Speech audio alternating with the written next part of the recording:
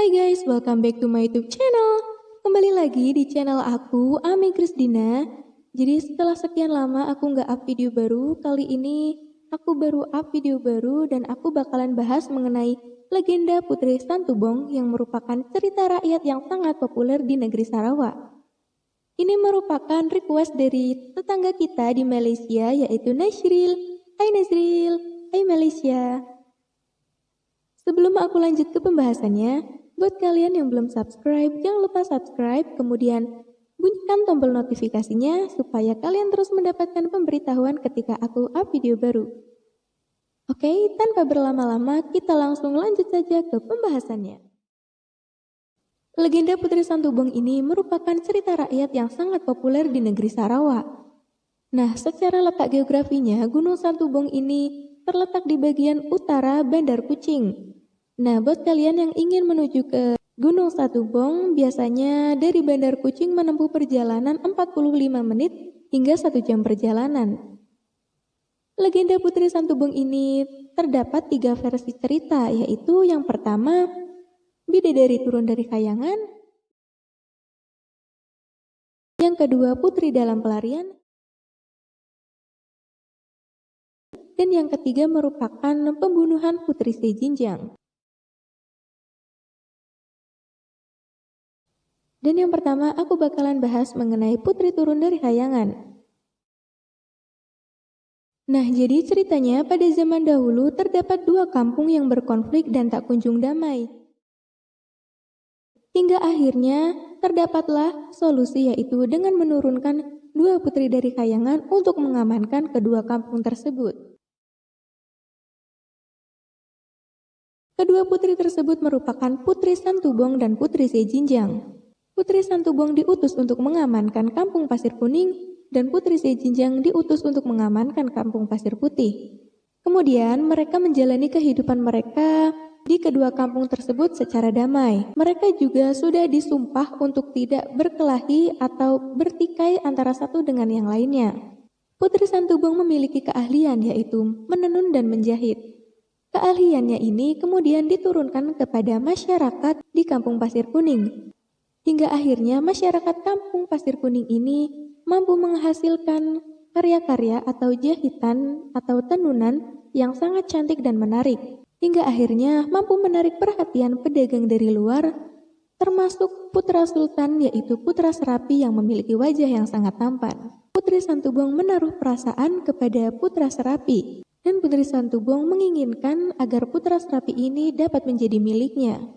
Ternyata Putri Sejinjang juga menaruh perasaan yang sama kepada Putra Serapi. Hingga akhirnya Putri Sejinjang dengan Putri Santubong ini bersaing untuk mendapatkan hati Putra Serapi. Seolah-olah mereka berdua ini lupa akan sumpah mereka untuk tidak bertikai, hingga akhirnya mereka ini dikutuk menjadi gunung, yaitu Gunung Santubong dengan Gunung Sejinjang. Yang kedua, yaitu versi Putri dalam pelarian.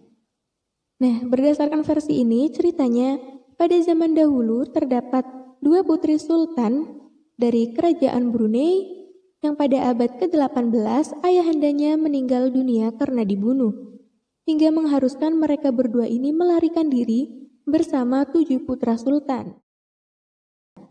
Nah, mereka berdua ini diharuskan untuk menyeberangi lautan Cina Selatan, yang konon katanya laut Cina Selatan ini sangat berbahaya.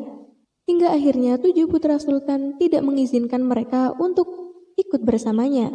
Hingga 2 putri ini tinggal di kawasan yang sekarang ini disebut-sebut dengan Santubong. Orang Dayak yang tinggal di kawasan Santubong sangat terheran-heran akan kehadiran dari 2 putri yang sangat cantik bak turun dari kayangan. Awalnya kehidupan mereka ini aman dan damai. Namun karena kecantikan mereka yang sering sekali disanjung-sanjung oleh masyarakat sekitar, membuat mereka ini kadang merasa cemburu hingga akhirnya bersaing. Nah, awalnya mereka ini bersaing secara sehat, hingga akhirnya mereka ini bersaing dengan cara yang tidak wajar yang menyebabkan mereka berdua meninggal dunia. Hingga lahirlah kisah legenda Putri Santubong dengan legenda Putri Sejinjang. Langsung lanjut saja untuk versi yang ketiga, yaitu versi pembunuhan Putri Sejinjang.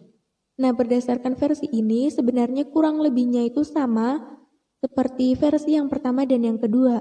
Namun, pada versi yang ketiga, putra yang dijelaskan merupakan Putrajaya bukanlah Putra Serapi.